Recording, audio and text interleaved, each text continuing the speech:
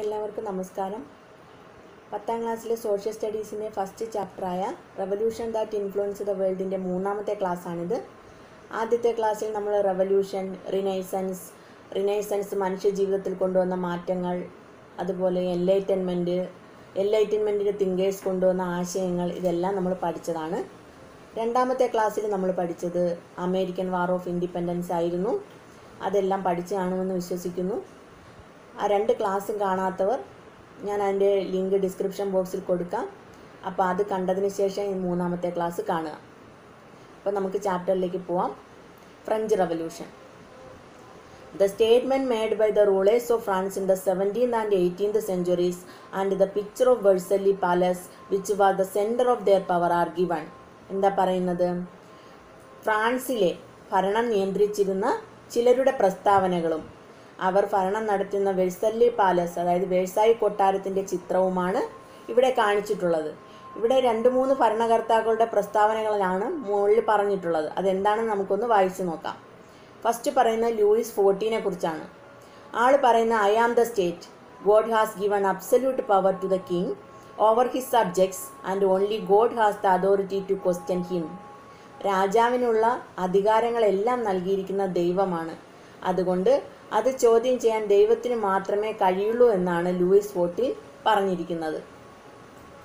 Next Louis 15, after me the deluge, എനിക്ക് ശേഷം പ്രളയം എന്നാണ് ആര് പറഞ്ഞിരിക്കുന്നത്? ലൂയിസ് 15 പറഞ്ഞിരിക്കുന്നത്.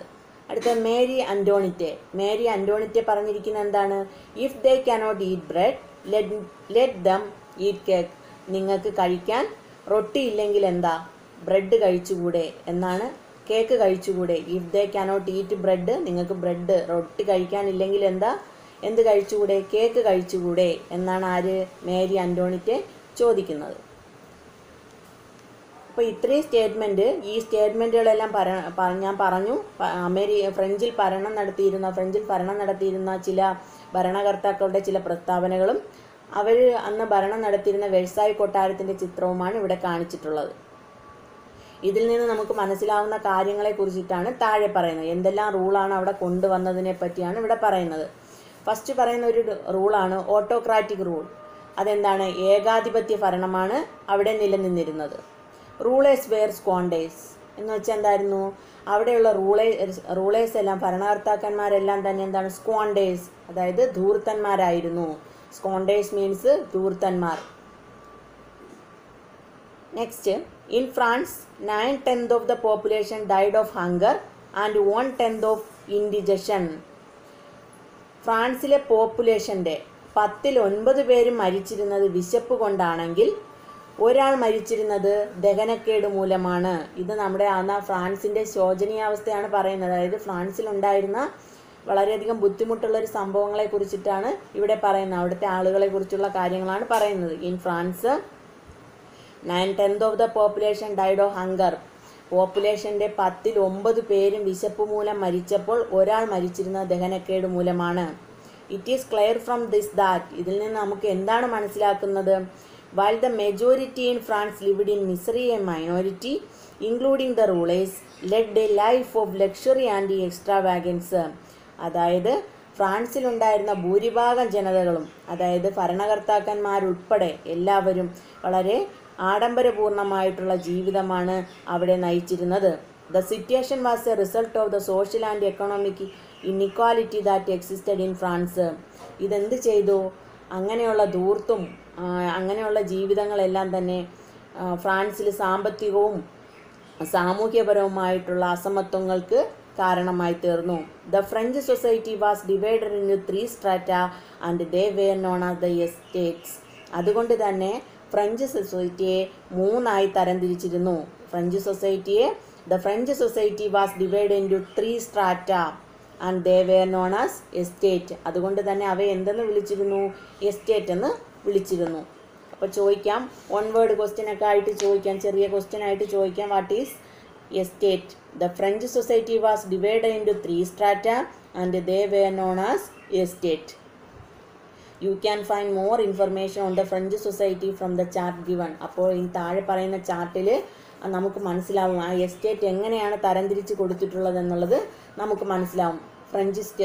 ഫ്രഞ്ച് സൊസൈറ്റിയെ 3ആയി തരംതിരിച്ചിരുന്നെന്ന് പറഞ്ഞു. അതിൽ first estate, second estate, third estate, ഇങ്ങനെ 3ആയിട്ടാണ് തരംതിരിച്ചിരിക്കുന്നത്. First estate, second estate, third estate. അപ്പോൾ ഫസ്റ്റ് എസ്റ്റേറ്റിൽ ആരാണുള്ളത്? ക്ലർജിയാണ് വരുന്നത്. ഫസ്റ്റ് എസ്റ്റേറ്റിൽ വരുന്നത് ക്ലർജി, സെക്കൻഡ് എസ്റ്റേറ്റിൽ വരുന്നത് നൊബിലിറ്റി, തേർഡ് എസ്റ്റേറ്റിൽ വരുന്നത് middle class including traders, writers, lawyers, official, teachers and bankers, farmers and craftsmen. ഇതാണ് ഫ്രഞ്ച് സൊസൈറ്റിയെ 3 സ്ട്രാറ്റായിട്ട് ഡിവൈഡ് ചെയ്തതെന്ന് പറഞ്ഞു. First estate, second estate, third estate. അപ്പോൾ ഫസ്റ്റ് എസ്റ്റേറ്റാണ് ഏറ്റവും ടോപ്പിലുള്ളത്, ക്ലർജി, പുരോഹിതന്മാർ. അവർക്കുണ്ടായിരുന്ന അധികാരങ്ങൾ എന്തെല്ലാമാണെന്ന് നോക്കാം. ഹെൽഡ് വാസ്റ്റ് ലാൻഡ്, അതായത് വളരെയധികം ഭൂമി അവർക്കുണ്ടായിരുന്നു. Collected the tax called tithe from farmers. Important ആണ്, ഫിൽ ഇൻ ദ ബ്ലാങ്ക്സ് ഒക്കെ ചോദിക്കാം. Collected the tax called tithe from farmers. ഫാമേഴ്സിൽ നിന്നും അവർ കളക്ട് ചെയ്തിരുന്ന നികുതിയെ എന്തെന്നറിയുന്നു? തിതേ എന്ന് വിളിച്ചിരുന്നു. Collected the tax called tithe from farmers. ഫാമേഴ്സിൽ നിന്നും കളക്ട് ചെയ്തിരുന്ന ടാക്സിനെ വിളിച്ചിരുന്ന പേരാണ് tithe. Exempted from all taxes. First സ്റ്റേറ്റിലുള്ള ഇവർ എല്ലാ തരത്തിലുള്ള ടാക്സ്, നികുതിയിൽ നിന്നും ഒഴിവാക്കിയിരുന്നു. Controlled higher position in administrative and military service. Administrative ലെവലിലും മിലിറ്ററി സർവീസിലും എല്ലാം തന്നെ ഇവർക്ക് ഹൈ പൊസിഷൻ ഉണ്ടായിരുന്നു. കൺട്രോൾഡ് ഹയർ പൊസിഷൻ ഇവർക്കുണ്ടായിരുന്നു. അപ്പം 4 പ്രത്യേകതകളാണ് ഇവർക്കുണ്ടായിരുന്നത്. ക്ലർജി, പുരോഹിതന്മാർക്കുണ്ടായിരുന്നത്.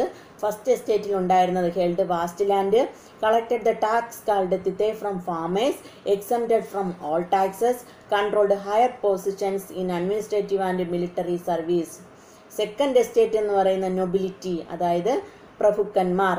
അവരുടെ എന്തെല്ലാമായിരുന്നു? അവർക്കുള്ള അധികാരങ്ങളും അവർക്കുള്ള നേട്ടങ്ങളും എല്ലാം എന്തായിരുന്നു? Engaged in military service. Military service അവർ എൻഗേജ്ഡ് ആയിരുന്നു. Collected various taxes from farmers. Farmers, കൃഷിക്കാരിൽ നിന്നും പലതരത്തിലും അവർ ടാക്സ് കളക്ട് ചെയ്തിരുന്നു. കൃഷിക്കാരുടെ കയ്യിൽ നിന്നും പലതരത്തിലുള്ള ടാക്സും അവർ ഈടാക്കിയിരുന്നു. Made farmers work without wages. കർഷകരെ കൊണ്ട് പണിയെടുപ്പിച്ചിരുന്നു, എന്നാൽ അവർക്ക് കൂലി കൊടുത്തിരുന്നില്ല, വേജസ് ഒന്നും കൊടുത്തിരുന്നില്ല. Exempted from taxes. അവരെയും ടാക്സസിൽ, നികുതിയിൽ നിന്നെല്ലാം അവരെയും ഒഴിവാക്കിയിരുന്നു. Luxurious life. വളരെ ആഡംബരമായിട്ടുള്ള ജീവിതമാണ് പ്രഭുക്കന്മാർ, അതായത് നൊബിലിറ്റിയിലെ സെക്കൻഡ് എസ്റ്റേറ്റിലെ ആളുകൾ നയിച്ചിരുന്നത്. Held vast land. അവർക്കും നല്ല രീതിയിലുള്ള ഭൂമി അവർക്കും ഉണ്ടായിരുന്നു. ഇതാണ് സെക്കൻഡ് എസ്റ്റേറ്റിലെ ആളുകളുടെ പ്രത്യേകതകൾ. ഇനി തേർഡ് എസ്റ്റേറ്റ് എന്ന് പറയുന്നത് അവിടെ കുറച്ച് പാവങ്ങൾ, താഴേക്കിടയിലുള്ളവരാണ് അവിടെ വരുന്നത്. Middle class including traders, writers, lawyers, official, teachers and bankers, farmers and craftsmen. ഇത്രയും പേരാണ് തേർഡ് എസ്റ്റേറ്റിൽ വരുന്നത്. First estate, second estate, third estate. First എസ്റ്റേറ്റിലും സെക്കൻഡ് എസ്റ്റേറ്റിലും ഉള്ളവർക്ക് ഉയർന്ന രീതിയിലുള്ളവരായിരുന്നു. തേർഡ് എസ്റ്റേറ്റിലുള്ളവരാവട്ടെ താഴേക്കിടയിലുള്ളവരായിരുന്നു. തേർഡ് എസ്റ്റേറ്റിലുള്ളവരുടെ അവർക്ക് എന്തെല്ലാമാണ് അവിടെ കിട്ടിയിരുന്നത്, അവർക്കുള്ള എന്തെല്ലാം അധികാരങ്ങൾ അവിടെ ഉണ്ടായിരുന്നു, അല്ലെങ്കിൽ അവർക്ക് എന്തെല്ലാം പവർ അവിടെ ഉണ്ടായിരുന്നു എന്നുള്ള കാര്യത്തെപ്പറ്റി പറയുന്നു. No role in the administration. അഡ്മിനിസ്ട്രേഷനിൽ അവർക്ക് യാതൊരു പവറും ഉണ്ടായിരുന്നില്ല, റോളും ഉണ്ടായിരുന്നില്ല. Paid land tax namely taille to the government. ഗവൺമെൻറ്റിന് അവർ ടാക്സ് കൊടുത്തിരുന്നു. എന്തെന്നാണ് അതിനെ അറിയപ്പെടുന്നത്? തൈലേ എന്നറിയപ്പെടുന്ന ഒരു നികുതി അവർ ഗവൺമെൻറ്റിന് കൊടുത്തിരുന്നു. ലോ സോഷ്യൽ സ്റ്റാറ്റസ് വളരെ കുറഞ്ഞതായിരുന്നു. Paid taxes to clergy and nobles. ആദ്യത്തെ എസ്റ്റേറ്റിലുള്ള ഫസ്റ്റ് എസ്റ്റേറ്റിലെയും സെക്കൻഡ് എസ്റ്റേറ്റിലെയും പുരോഹിതന്മാർക്കും പ്രഭുക്കന്മാർക്കും അവർ ടാക്സ് കൊടുത്തിരുന്നു. അതാണ് മൂന്നാമത്തെ എസ്റ്റേറ്റിലെ ആളുകൾ അവിടെ അനുഭവിച്ചിരുന്നത്. ഇനി ഐഡിയോളജീസ് ഇൻസ്പയർ. ആശയങ്ങൾ, പ്രചോദനങ്ങൾ. ആശയങ്ങൾ എത്രത്തോളം പ്രചോദനമായിട്ടുള്ളതെന്നാണ് ഇനി പറയുന്നത്. Various thinkers and streams of thought in France played in important role in making the people aware of the inequalities and exploitation.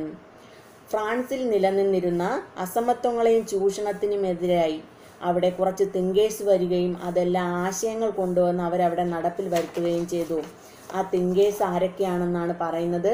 അവരുടെ ആശയങ്ങളെ പറ്റിയും അവിടെ പറയുന്നുണ്ട്. 3 ചിന്തകരാണ് ഇവിടെ ഉണ്ടായിരുന്നത്: വോൾട്ടയർ, റൂസോ, മൊണ്ടസ്ക്യൂ. നമ്മൾ അമേരിക്കൻ സ്വാതന്ത്ര്യ സമരത്തിലും 2 ചിന്തകരെ കുറിച്ച് പഠിച്ചിരുന്നു. അതെല്ലാവർക്കും ഓർമ്മ ആണോ എന്ന് വിശ്വസിക്കുന്നു. 2 ചിന്തകർ അവിടെ ഉണ്ടായിരുന്നു. എല്ലാത്തിലും വരുന്നുണ്ട്. തിങ്കേഴ്സിനെ പറ്റി എല്ലാ വിപ്ലവങ്ങളിലും വരും. അമേരിക്കൻ സ്വാതന്ത്ര്യ സമരത്തിൽ വന്നിരുന്നത് അല്ലെങ്കിൽ അമേരിക്കൻ വാർ ഓഫ് ഇൻഡിപെൻഡൻസിൽ വന്നിരുന്നത് ജോൺ ലോക്കെയും തോമസ് പെയിനുമായിരുന്നു. അതുപോലെ ഫ്രഞ്ച് റവല്യൂഷനിൽ വരുന്നത് വോൾട്ടയർ, റൂസോ, മൊണ്ടസ്ക്യൂ. അപ്പോൾ Voltaire ridiculed the exploitation of clergy. Ridiculed means പരിഹസിക്കുക, എക്സ്പ്ലോയിറ്റേഷൻ ചൂഷണം. അതായത് ക്ലർജിമാരുടെ, പുരോഹിതന്മാരുടെ ചൂഷണങ്ങളെല്ലാം വോൾട്ടയർ പരിഹസിച്ചിരുന്നു. Promoted rational thinking, ideals of equality and humanism. അതായത് വോൾട്ടയർ എന്ത് ചെയ്തു? യുക്തിചിന്തയെയും സമത്വത്തെയും മനുഷ്യത്വത്തെയും എല്ലാം അദ്ദേഹം എന്ത് ചെയ്തു? പ്രൊമോട്ട് ചെയ്തു. Promoted rational thinking, ideals of equality and humanism.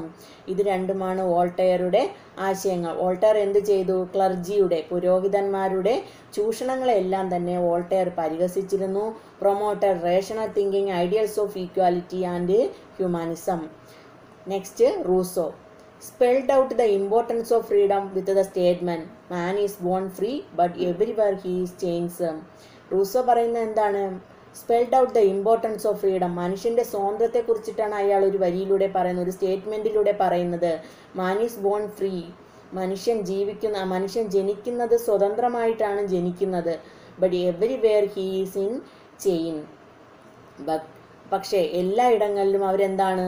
ചങ്ങലകളാൽ ചുറ്റപ്പെടുന്നു, അല്ലെങ്കിൽ ചങ്ങലകളാൽ ബന്ധിക്കപ്പെടുന്നു. ഇതാണ് ആര് പറയുന്ന? റൂസോ പറയുന്ന കാര്യം. Spelled out the importance of freedom with the statement, man is bone free but everywhere he is in chain.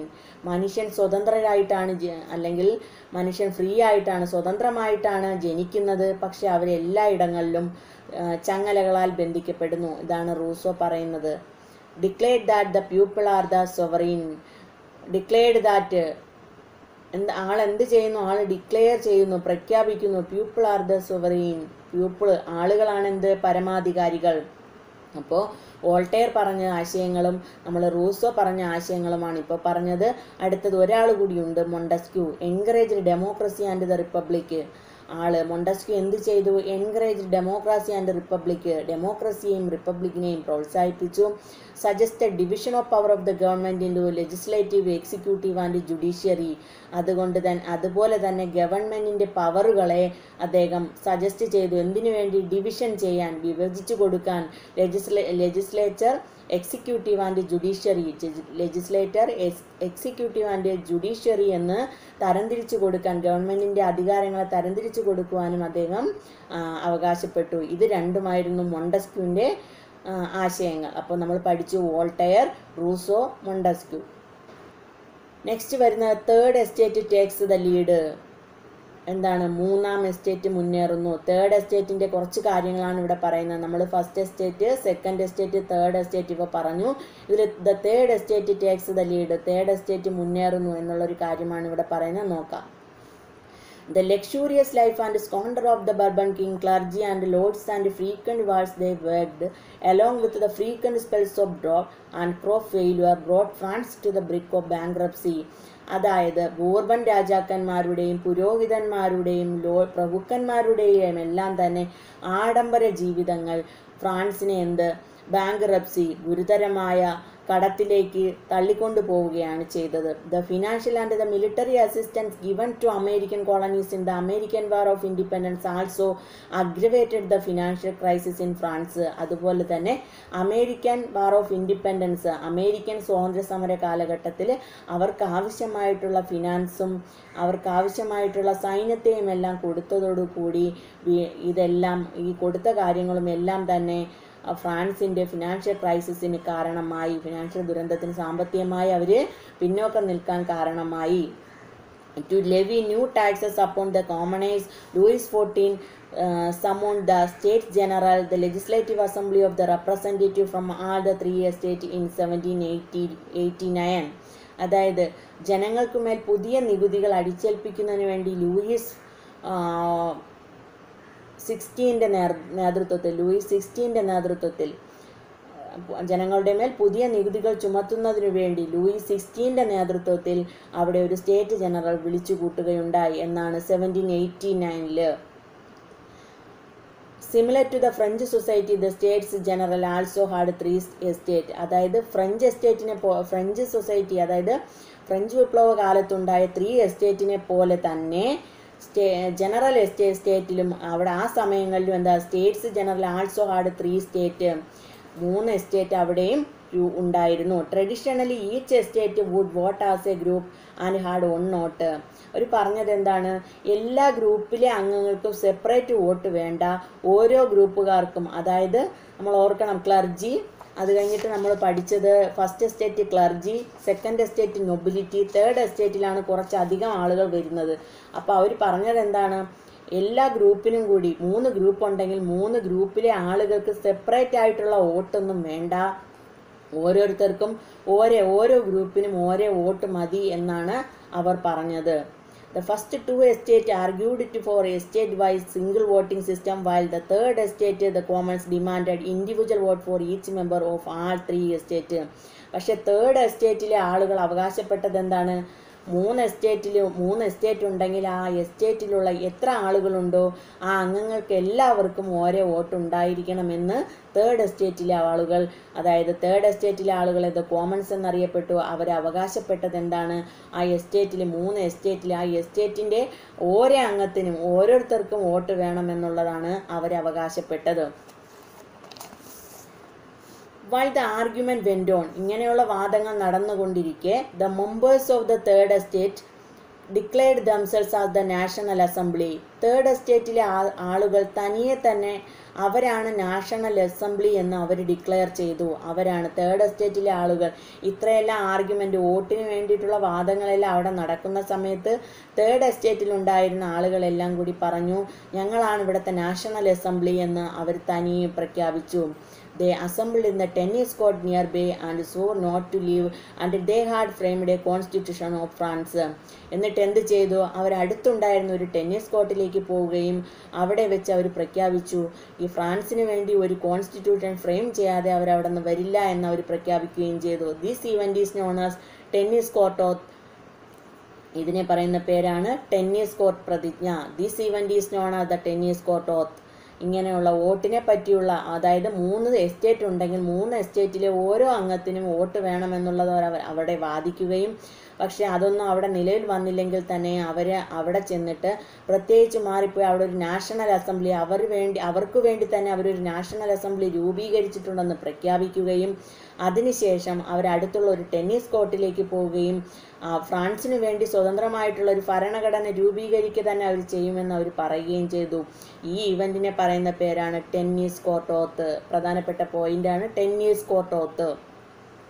അത് ആൻസർ എഴുതാനുള്ളത്, argument went on the members of third estate declared themselves as the national assemblies of France. They assembled in the tennis court nearby and swore not to leave until they had framed a constitution of France. This event is known as the tennis court oath. Let us discuss the subsequent events with the help of the chart below. ഇതിന് ശേഷം ഫ്രഞ്ചിലെ തുടർച്ചയായിട്ട് വന്നിട്ടുള്ള let's discuss the subsequent events with the help of the chart. നമുക്ക് താഴെയുള്ള കാര്യങ്ങൾ മനസ്സിലാക്കാനുള്ളത് പറയുന്നത് ഇതിന് ശേഷം എങ്ങനെയാണ് ഫ്രഞ്ച് വിപ്ലവം ആരംഭിച്ചു വന്നത് എന്നതിനെ പറ്റി താഴെ പറയുന്നുണ്ട്, അത് നോക്കാം. 14 July 1789. Revolutionaries stormed with the slogan Liberty, Equality and Fraternity, demolished the Bastille prison, the symbol of Bourbon monarchy. This event is considered as the commencement of French Revolution. Revolutionaries stormed with the slogan, അതായത് സ്വാതന്ത്ര്യം, സമത്വം, സാഹോദര്യം എന്നീ മുദ്രാവാക്യങ്ങൾ മുഴക്കിക്കൊണ്ട് അന്നത്തെ രാജവാഴ്ചയുടെ പ്രതീകമായിരുന്ന ബോർബൻ രാജവാഴ്ചയുടെ പ്രതീകമായിരുന്ന Bastille prison തല്ലിത്തകർത്തു. ഈ ഇവന്റിനെ എന്ത് ചെയ്യുന്നു, ഫ്രഞ്ച് റെവല്യൂഷന്റെ കമൻസ്മെന്റ് ആയിട്ട് കണക്കാക്കപ്പെടുന്നു. Revolutionary stormed with slogan liberty, equality and fraternity, demolished the Bastille prison, the symbol of the Bourbon monarchy. Bourbon രാജവാഴ്ചയുടെ പ്രതീകമായിരുന്ന ബാസ്ലി പ്രിസൺ മുദ്രാവാക്യങ്ങൾ മുഴക്കിക്കൊണ്ട് വിപ്ലവകാരികൾ സ്വാതന്ത്ര്യ, സമത്വ, സാഹോദര്യം എന്നീ മുദ്രാവാക്യങ്ങൾ മുഴക്കിക്കൊണ്ട് തല്ലിത്തകർത്തു. This event is considered as the commencement of French revolution. ഇതിനെ നമ്മൾ എന്ത് ചെയ്യുന്നു? ഫ്രഞ്ച് റവല്യൂഷന്റെ ആരംഭമായി കണക്കാക്കുന്നു. 12th August 1789 the National Assembly passed the Declaration of the Right of Man and the Citizen. എന്ത് ചെയ്തു? നാഷണൽ അസംബ്ലി മനുഷ്യാവകാശ പ്രഖ്യാപനം പാസ്സാക്കി. 12th August 1789. ഒക്ടോബർ 1789 എന്താ സംഭവിച്ചത്? Thousands of woman marched from Paris to the palace of Versailles with the slogan give us bread. Thousands of woman, ആയിരക്കണക്കിന് വരുന്ന സ്ത്രീകൾ പാരീസിൽ നിന്നും വെഴ്സലീസ് പാലസിലേക്ക്, വെഴ്സാലി കൊട്ടാരത്തിലേക്ക് എന്ത് ചെയ്തു? ഗിവ് us ബ്രെഡ്, നിങ്ങൾക്ക് ഫുഡ് തരൂ എന്ന് പ്രഖ്യാപിച്ചുകൊണ്ട്, അല്ലെങ്കിൽ എന്ന് മുദ്രാവാക്യം മുഴക്കിക്കൊണ്ട് കൊട്ടാരത്തിലേക്ക് പ്രകടനം നടത്തി. അടുത്തത് September 1792 the National Convention formed as per the new constitution proclaimed France as a republic. പുതുതായി രൂപീകരിച്ച ഭരണഘടന അനുസരിച്ച് തിരഞ്ഞെടുക്കപ്പെട്ട ദേശീയ കൺവെൻഷൻ ഫ്രാൻസിനെ എന്തായി പ്രഖ്യാപിച്ചു? ഒരു റിപ്പബ്ലിക്കായി പ്രഖ്യാപിച്ചു. ഇതെല്ലാമാണ് ടെന്നീസ് കോർട്ട് ഓത്തിന് ശേഷം അവിടെ നടന്ന, ഫ്രാൻസിൽ നടന്ന കാര്യങ്ങൾ. അതായത് 14 ജൂലൈ 1789 ഫ്രഞ്ച് റവല്യൂഷന്റെ കമൻസ്മെന്റ് ആരംഭമായി കണക്കാക്കുന്നത്. 12th ആഗസ്റ്റിൽ വന്നപ്പോൾ മനുഷ്യാവകാശ പ്രഖ്യാപനം നടത്തി. ഒക്ടോബർ 1789 ആയപ്പോൾ ആയിരക്കണക്കിന് വരുന്ന സ്ത്രീകൾ ഫുഡ് വേണം, അവർക്ക് ഭക്ഷണം നൽകൂ എന്നുള്ള മുദ്രാവാക്യവും മുഴക്കിക്കൊണ്ട് കൊട്ടാരത്തിലേക്ക് എത്തിച്ചേർന്നു.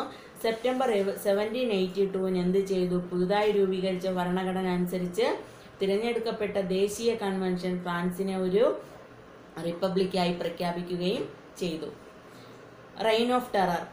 അടുത്തത് ഭീകരവാഴ്ച. In July 1793, a committee of public safety was constituted to control the internal affairs of France. എന്താണ് ഇന്റേണൽ അഫയേഴ്സ് ഓഫ് ഫ്രാൻസ്? ഫ്രാൻസിന്റെ ആഭ്യന്തര കാര്യങ്ങൾ നോക്കുന്നതിന് വേണ്ടി 1793 ജൂലൈ മാസത്തിൽ ഒരു കമ്മിറ്റിയെ രൂപീകരിച്ചു. Robespierre led the committee in which leaders like Mirabeau, Danton, etc. were members. Robespierre നയിച്ചിരുന്ന ഈ കമ്മിറ്റിയിൽ മിറാബിയോ, ഡാൻഡനും മെമ്പേഴ്സ് ആയിരുന്നു. Using guillotine they did mass execution of suspected enemies of the revolution. അവിടെ ശത്രുക്കൾ എന്ന് തോന്നിയിരുന്ന എല്ലാവരെയും അവർ ഗില്ലറ്റിൻ ഉപയോഗിച്ച് വകവരുത്തിയിരുന്നു. A lot of nobles and clergy including Louis 16 and his wife Marie Antoinette were killed. Louis 16 Louis 16 അദ്ദേഹത്തിൻ്റെ ഭാര്യയായ മാരി ആന്റോണിറ്റയും ഉൾപ്പെടെ നിരവധി പേർ ആ ഗില്ലറ്റിന് ഇരയാവുകയുണ്ടായി. At last Robespierre was also executed. അവസാനം എന്ത് ചെയ്തു? റോബസ്പിയറും ഗില്ലറ്റിന് ഇരയായി. The rain lasted until July 1794 and is known as the reign of terror. അങ്ങനെ 1794 ജൂലൈ മാസം അവസാനം വരെ നിലനിന്നിരുന്ന ഇതിനെ എന്തെന്നറിയപ്പെട്ടു? റെയിൻ ഓഫ് ടെറർ എന്ന പേരിൽ അറിയപ്പെട്ടു. അതായത് ഭീകരവാഴ്ച എന്ന പേരിൽ അറിയപ്പെട്ടു. ഇന്നിപ്പോൾ നമ്മൾ ഫ്രഞ്ച് റവല്യൂഷനിൽ റെയിൻ ഓഫ് ടെറർ വരെ പഠിച്ച് നിർത്തിയിട്ടുണ്ട്. വീഡിയോ അധികം ലെങ്ത് ആവുന്നതുകൊണ്ട് ഞാൻ റെയിൻ ഓഫ് ടെറർ വരെ നിർത്തുന്നുണ്ട്. ഇനി നെക്സ്റ്റ് ക്ലാസ്സിൽ നമുക്ക് ഇതിൻ്റെ തന്നെ ബാലൻസ്, അതായത് 18th പേജിൽ വരുന്ന influence of French revolution, influence of French റവല്യൂഷനും ടിപ്പു സുൽത്താൻ്റെ കുറച്ച് കാര്യങ്ങളുണ്ട്. അതുപോലെ തന്നെ നമ്മുടെ പ്രധാനമായിട്ടുള്ളതാണ് നെപ്പോളിയൻ ബോണപ്പാർട്ടിൻ്റെ കാര്യങ്ങൾ. അദ്ദേഹം കൊണ്ടുവന്ന ഭരണപരിഷ്കാരങ്ങളുമുണ്ട്. അതും കൂടെ ആകുമ്പോൾ നമ്മൾ ഫ്രഞ്ച് റവല്യൂഷൻ കംപ്ലീറ്റ് ആവും. വീഡിയോ ലെങ്ത് ആവുന്നതുകൊണ്ട് ഞാൻ ഇന്നിവിടെ നിർത്തുന്നുണ്ട്, റെയിൻ ഓഫ് ടെറർ വെച്ച് നിർത്തുന്നുണ്ട്. നമുക്ക് അടുത്ത ദിവസം ഇതിൻ്റെ ബാലൻസ് ക്ലാസ്സും നെക്സ്റ്റ് റവല്യൂഷൻ വരുന്ന ലാറ്റിൻ അമേരിക്കൻ റവല്യൂഷനാണ്. അപ്പോൾ അതും ഇതിൻ്റെ ബാലൻസും അതും കൂടെ അടുത്ത ക്ലാസ്സിൽ അപ്ലോഡ് ചെയ്യുന്നതാണ്. അപ്പോൾ ഇതുവരെ പഠിച്ച കാര്യങ്ങൾ എല്ലാവരും നല്ലതുപോലെ പഠിക്കുക. Okay, thank you.